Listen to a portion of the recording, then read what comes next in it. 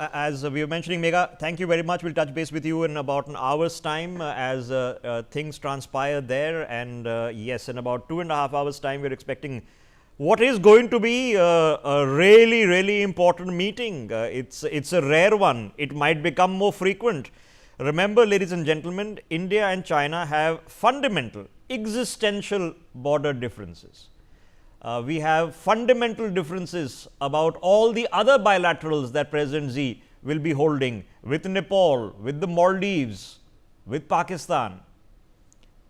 But despite the fundamental differences, a judgment call has been taken by both sides that there are larger factors at play here, and the world has to get past the economic tariff shock which is coming. Trust me, it is coming. It's going to hit the Americans, it's going to hit all of us. It's something that nobody wanted, but it is about to arrive. And we all have to figure out options to keep our economic engines going, because regardless, we have to look after ourselves and each other in a world order. I had a lovely conversation over the course of the past several hours, and one American analyst sitting in Europe said it's an excellent thing that Donald Trump is dismantling NATO, dismantling all the existing organizations. I don't know what happens to the Quad after this, in the last few months. That is better for the world that these blocks end and we get back into a pre-World War I scenario in international relations. So you can argue it from all sides. Let me open up this conversation and get a perspective in on how do we process this and how do we absorb it. Charles Thompson, good morning to you. Now, in the series of several hours of conversations that we've had, sir, over the past several months and years, who would have thought that Prime Minister Modi would be in Beijing, would be meeting with Xi Jinping? Who would have thought that matters would come to this? Somebody was describing it to me, interesting pass. Yes, I do agree with you, but what also I think is being lost is that United States is causing trouble with every single country. And I noticed that in India, everybody's jumping up and down about the tariffs, but even the Swiss, the South Africans, you name the country, everybody, even the Chinese, are having a hard time with the tariffs. So yes, it's definitely an interesting development. It's going to be also very interesting as we go forward, what new countries start attending this forum, because this could be the push to bring in other countries which have not wanted to upset the United States that could join. Yes, and it's an open dilemma for the moment. But also I would like to remind viewers that it was the Chinese who have been the art of tariffs and sanctions. The Americans have picked up, but they haven't picked it up probably as well and as diplomatically as they should have.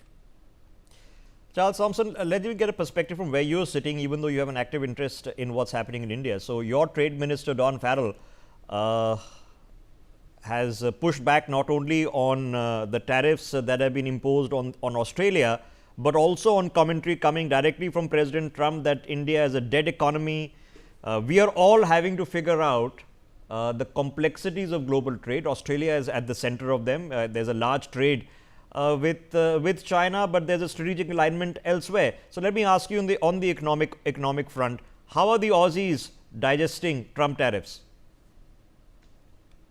It's very interesting. We've been doing the silent approach and seem to be achieving something, but we've had practice with China. And the fascinating thing is, China at one point turned around and put sanctions on our wine and sanction on our lobsters. So our lobsters became Burmese and exotic with an extra tariff, and the Chinese would buy our wines from the rest of Southeast Asia.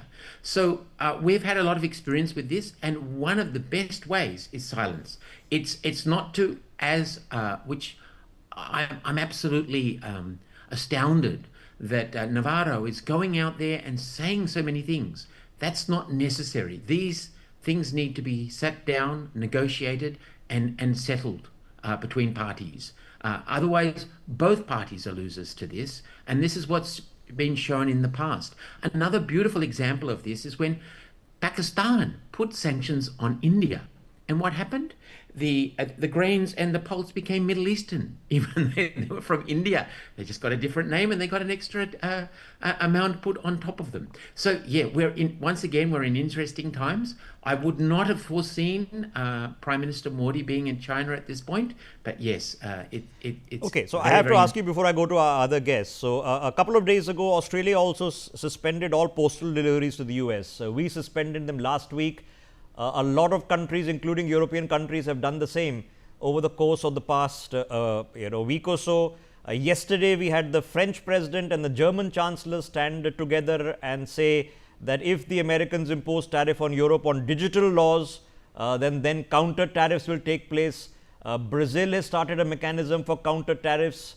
The Canadians are also, I'm told, rather upset.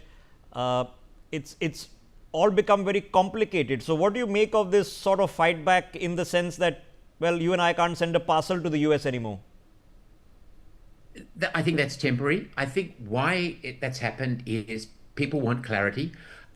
Countries don't want to be responsible for amounts that they didn't know that they had to pay to the Americans. So I think in the long term, it will all sort itself out. But what's interesting is how it's sorted out and which countries have the ability to play their role and sort this out quietly.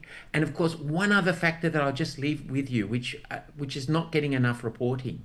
China now apparently exports more to the global south than it does to America and Europe put together.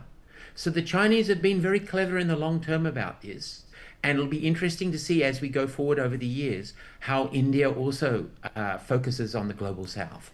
Yes, I think the basic logic, and I can safely say that from here, the basic logic is our priorities here in India are that we are growing at about 7%. We are the largest, fastest growing economy in the world.